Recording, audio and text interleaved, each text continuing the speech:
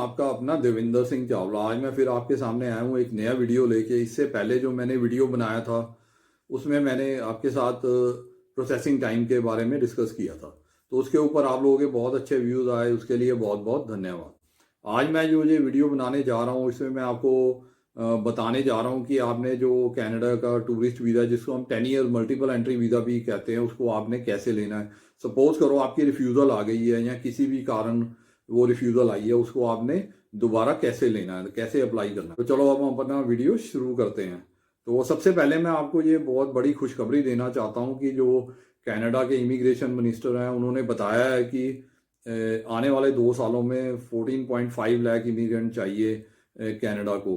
तो आप ये न्यूज़ सब जगह देख चुके हैं, टीवी पे भी देख चुके हैं, अखबारों में भी पढ़ चुके हैं और इवन गूगल पे भी, ये गूगल न्यूज़ में भी आ चुका है। तो इसके बारे में आप भली भांति जानते हैं। तो इन जो 14.5 लाख इमिग्रेंट्स हैं उनमें आपका भी नंबर लग सकता है अगर आप ईमानदारी से और मेहनत करके अपनी फाइल लगाएंगे तो आपका नंबर भी इसमें लग सकता है और आप कनाडा के एक पक्के निवासी बन सकते हैं। तो वो कैसे बन सकते हैं, चलो हम इस वीडियो में आगे मैं आपको बताऊंगा। तो सबसे पहली बात है कि देखो, जिन्होंने तो फाइल नहीं लगाई वो अपने कागज़ तैयार करें, अपने डॉक्यूमेंट्स बनाएं। कोई प्रॉब्लम आ रही है डॉक्यूमेंट बनाने में तो आप मेरे को कांटेक्ट कर सकते हैं। जो ये वीडियो में मेरा फ़ोन नंबर, मेरा मोबाइल नंबर आ रहा है, उसके ऊपर आप फ़ोन करके मेरे से कांटेक्ट कर सकते हैं और अपनी फ़ाइल फ्री ऑफ कॉस्ट बनवा सकते हैं। मेरे से पूरी गाइडेंस ले सकते हैं अपनी फ़ाइल बनाने में। और जिनका वीज़ा रिजेक्ट हो चुका है, जिनका ये रिफ्यूज़ल आ चुकी है, उनको भी घबराने की ज़रूरत नहीं है।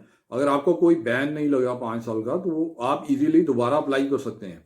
तो दोबारा अप्लाई करने के लिए आपने क्या क्या स्टेप्स लेने हैं। सबसे पहली बात तो ये है कि देखिए, हर बंदे को अपनी फाइल के बारे में पता होता है, तो उनको पता होता है कि कौन से डॉक्यूमेंट्स उनके जेन्युइन थे और कौन से डॉक्यूमेंट उन्होंने अरेंज करके लगाए हैं। मैं ये नहीं कह रहा फेक है, अरेंज करके लगाए हैं आपने, एकदम से बनाए और लगाए।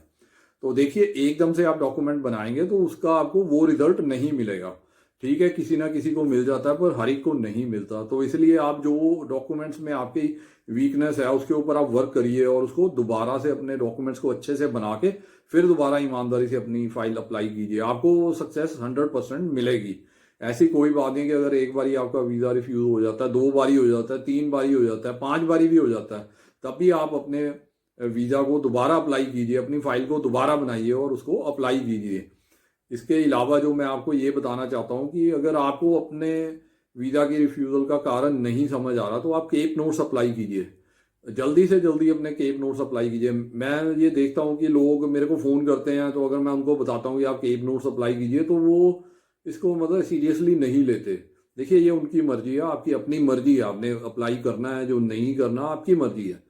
पर जो मैं सजेशन देता हूँ कि मैं यही कहता हूँ कि अगर आपको अपना रिफ्यूज़ल के बारे में नहीं समझ आ रहा तो आप अपने केप नोट्स अप्लाई कीजिए, जल्दी से जल्दी अप्लाई कीजिए, ताकि आपका जो केप नोट्स है जल्दी से जल्दी आए और उसमें जो आपको कमी पता लगेगी उससे आपको पता लगेगी कि आपके फाइल में क्या कमी है।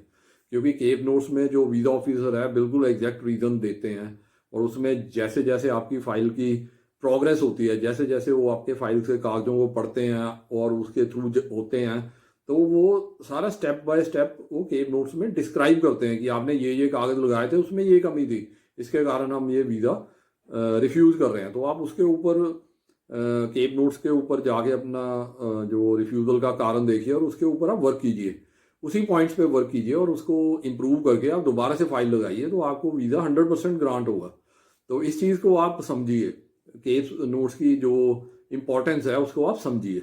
अगर आप नहीं समझ पा रहे तो वो आपकी प्रॉब्लम है, वो आपको सोचना पड़ेगा उसके बारे में।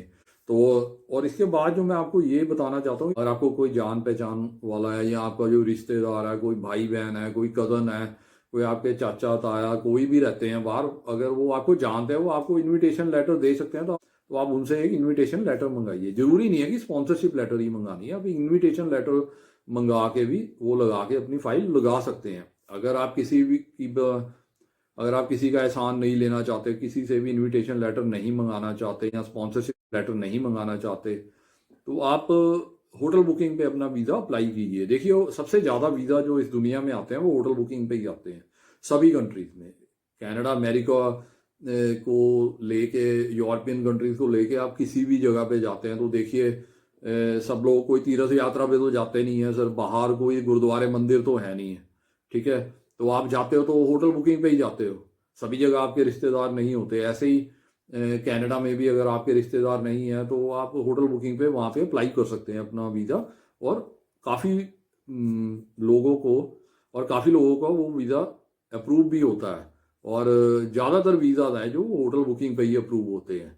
तो क्योंकि जो कनाडा सरकार है उसने अपनी टूरिज्म इंडस्ट्री भी तो चलानी है ना, वो कहाँ से आएंगे टूरिस्ट, वो बाहर से ही आएंगे। जितने भी बड़े कंट्रीज हैं इनका जो जीडीपी में मेजर शेयर टूरिज्म का होता है, तो उसको वो बरकरार रखने के लिए अपने जो कंट्री में उनके होटल्स हैं उनके कमरे भी तो बुक करवाने हैं उन्होंने। किस तरह होंगे वो, अगर हमारे जैसे टूरिस्ट वहाँ पे जाएंगे टूरिस्ट वीज़ा पे तो तभी वो होटल में रहेंगे ना, लोग वहाँ के लोग लोकल लोग तो रहेंगे नहीं होटल में। तो इस चीज़ को आप समझिए। अगर आपका आपके पास इनविटेशन लेटर है तो बहुत अच्छी बात है, अगर नहीं है तो कोई बात नहीं है, आप होटल बुकिंग पे अपना वीज़ा अप्लाई कीजिए और आपको वीज़ा 100% ग्रांट होगा। अब लोग कहते हैं कि मेरे रिलेटिव हैं बाहर, वो इनविटेशन लेटर तो भेज देंगे पर वो स्पॉन्सर नहीं कर सकते मेरा वीज़ा। तो आप उसको भी छोड़िए, आप सिर्फ एक ऑर्डनरी इनविटेशन लेटर मंगाइए। आप जो अपने बैंक में जो फंड्स है वो दिखाइए, आपके पास 5-7 लाख रुपए हैं और कईयों के पास 15-15 लाख रुपए भी पड़े होते हैं, 20 लाख भी पड़े होते हैं, आपकी कैपेसिटी के ऊपर है। अगर आपके पास 5 से 7 लाख के बीच में फंड्स है तो आप उसको उसकी स्टेटमेंट दिखाइए। और आप कुछ कुछ ना कुछ इंडिया में काम करते होना चाहिए। इंडिया मतलब कोई भी होम कंट्री है, चाहे आप पाकिस्तान से हो, नेपाल से हो, बांग्लादेश से हो या किसी भी XYZ कंट्री से हैं, तो आप वहाँ पे कोई ना कोई काम करते होते होना चाहिए। आप यहाँ तो पढ़ाई करते हो अगर आप स्टूडेंट है, या आप कहीं पे जॉब करते हो, या आपका कोई बिजनेस हो, या आप एग्रीकल्चर भी करते हो सकते हैं, मतलब आप कहीं ना कहीं कोई काम करते हो तो उसका प्रूफ आपको लगाना पड़ेगा कि मैं ये काम करता हूँ यहाँ पे और मैं इसके कारण बाहर नहीं रहूँगा, मैं यहाँ पे वेल सेटल्ड हूँ और मैं वापस आके यही काम यहाँ पे करूँगा। तो आपको वीज़ा 100% ग्रांट होगा। मेन चीज़ है, देखिए बात यह है कि आपको बैंक स्टेटमेंट अच्छी दिखानी पड़ेगी। एक रेगुलर बैंक स्टेटमेंट आपकी होनी चाहिए, उसमें रेगुलर इनकम दिखनी चाहिए और आपके पास जो फंड्स हैं वो ऐसे होने चाहिए कि वीज़ा ऑफिसर को विश्वास हो जाए कि अगर आप 5-6 लाख रुपए अगर आप खर्चेंगे तो आपको कोई उसका असर नहीं पड़ेगा। आपके इकोनॉमिकल कंडीशन में 5-6 लाख खर्चने से कोई भी आपके इस आपकी माली हालत पे कोई असर नहीं पड़ेगा। मतलब आप इजीली 5-6 लाख रुपए खर्च सकते हैं। तो अगर आपकी ऐसी बैंक स्टेटमेंट है तो आपको वीज़ा 100% वीज़ा ऑफिसर देगा ही देगा। तो अगर आप अपने आप को बाहर सेटल करना चाहते हैं और आप कनाडा में कुछ ना कुछ अपना अरेंजमेंट करना चाहते हैं तो आप इस वीज़ा को अप्लाई कीजिए। इसके लिए आप मेहनत कीजिए, इसके लिए अपने कागज़ इकट्ठे कीजिए। अगर आपको ऑलरेडी रिफ्यूज़ल मिल चुकी है आप डाउन मत होइए, try again until you succeed. आप जितनी बारी भी देखो, ट्राई करने से ही वीज़ा मिलेगा। अगर आप घर बैठे रहेंगे तो वीज़ा नहीं मिलेगा, घर आके वीज़ा ऑफिसर आपको वीज़ा नहीं देने वाला। तो अगर आपकी रिफ्यूज़ल है, आपको नहीं समझ आ रही क्यों रिफ्यूज़ल हो रही है, तो आप केप नोट अप्लाई कीजिए। केप नोट अप्लाई, जिसको हम GCMS नोट भी कहते हैं, AITP भी कहते हैं, तो आप ये चीज़ें अप्लाई कीजिए। ये केप नोट्स जो मैं कह रहा हूँ उसको आप अप्लाई कीजिए, उसमें से आपको पूरा उसका आपको कारण मिलेगा और उसके ऊपर आप वर्क करके अपनी फाइल दोबारा लगाइए और आपको वीज़ा 100% ग्रांट होगा। अगर आपके पास, देखो मैंने जो पहले बताया कि क्या होता है कि हम लोग बर्थडे पे एक बहाना बना लेते हैं, मैरिज एनिवर्सरी या कोई पाठ का भोग है उसका बना के हम इनविटेशन लेटर लगा के जाने की कोशिश करते हैं। देखो उस पर ऊपर आपका रिफ्यूज हो चुका है तो तब भी कोई टेंशन वाली बात नहीं है, आप होटल बुकिंग पे अप्लाई कीजिए। देखिए कोई ज़रूरी तो नहीं है कि अगर कोई बहाना है तो तभी आपने जाना है। आप वो सिर्फ घूमने के लिए जा, तो अगर कोई भी आपसे पहले कोई गलती हो चुकी है, कोई आपका वीज़ा में कोई गलत डॉक्यूमेंट लग चुका है तो उसका आप इलाज अभी भी कर सकते हैं। तो उसके लिए ये आपको दोबारा से अपनी फाइल को रीबिल्ड करना पड़ेगा, अपनी प्रोफाइल को बनाना पड़ेगा और उसी हिसाब से आपको लगाना अपना वीज़ा की फ़ाइल लगानी पड़ेगी। देखिए अगर आपको कोई भी हेल्प चाहिए अपनी फ़ाइल बनाने में, फ्री ऑफ कॉस्ट आपकी मैं हेल्प करूँगा अगर आप मेरे से कॉन्टैक्ट करते हैं। आप जो भी इस वीडियो के ऊपर मेरा मोबाइल नंबर आ रहा है उसके ऊपर आप फ़ोन करके मेरे से अपनी क्वेश्चंस का आंसर ले सकते हैं, अपने डाउट्स क्लियर कर सकते हैं और अपनी फ़ाइल कनाडा टूरिस्ट वीज़ा की, ऑस्ट्रेलिया टूरिस्ट वीज़ा की, किसी भी कंट्री की टूरिस्ट वीज़ा की फ़ाइल फ्री ऑफ कॉस्ट बनवा सकते हैं। मैं आपकी पूरी मदद करूँगा। तो अगर इसमें जो मेन बात मैं ये कहना चाह रहा हूँ कि जो कनाडा है आपको मौका दे रहा है, देखो अगले आने वाले 2-3 सालों में उन्होंने 14.5 लाख लोग पक्के करने हैं। तो अगर आप अभी से तैयारी करेंगे, अप्लाई करेंगे, तो आपका भी काम उसमें बन सकता है, आपका भी नंबर उसमें आ सकता है। देखिए वो तो मतलब कनाडा की जो गवर्नमेंट है आपको एक गोल्डन चांस दे रहा है, तो आप उस चीज़ का आप फ़ायदा उठाइए और अपनी फ़ाइल प्रिपेयर कीजिए, ईमानदारी से और लगन से अपनी फ़ाइल प्रिपेयर कीजिए। कोई भी नकली डॉक्यूमेंट ना लगाइए, सच्चाई से अपने फैक्ट उनके सामने रखिए और मेन बात है कि आप अपना जो कारोबार है वो दिखाइए, उनको कागजों में दिखाइए। ये नहीं बातों से ये काम नहीं चलेगा। तो उसके बाद अगर आप अपनी फ़ाइल लगाएंगे तो आपको 100% वीज़ा मिलेगा।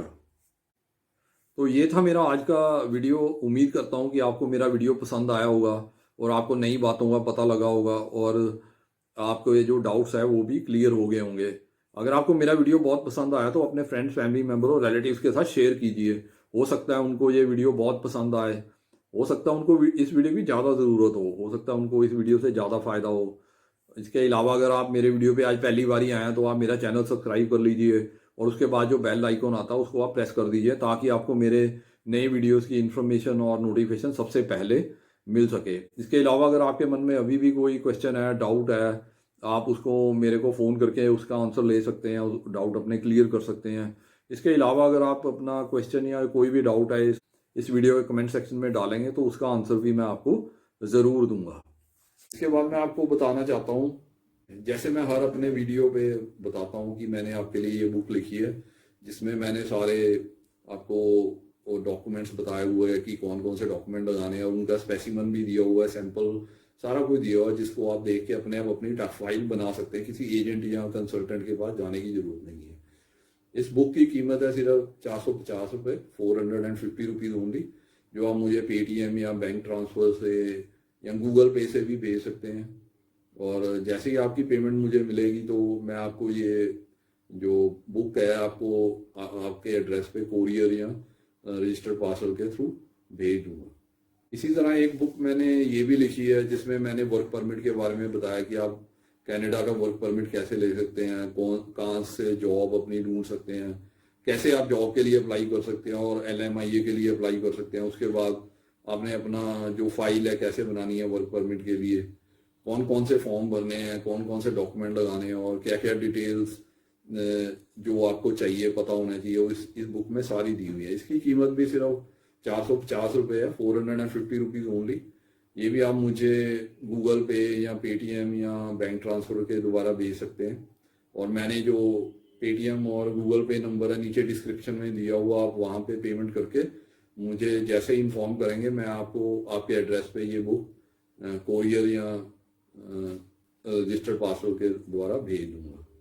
इसके अलावा जो मैं हर वीडियो में ऑफर देता हूँ आप लोगों के लिए, आपके बेनिफिट के लिए, कि अगर आप कनाडा की टूरिस्ट वीज़ा की फ़ाइल फ्री ऑफ कॉस्ट बनवाना चाहते हैं तो आप मेरे को कॉन्टैक्ट कर सकते हैं मेरे मोबाइल नंबर पे जो नीचे डिस्क्रिप्शन में दिया हुआ है।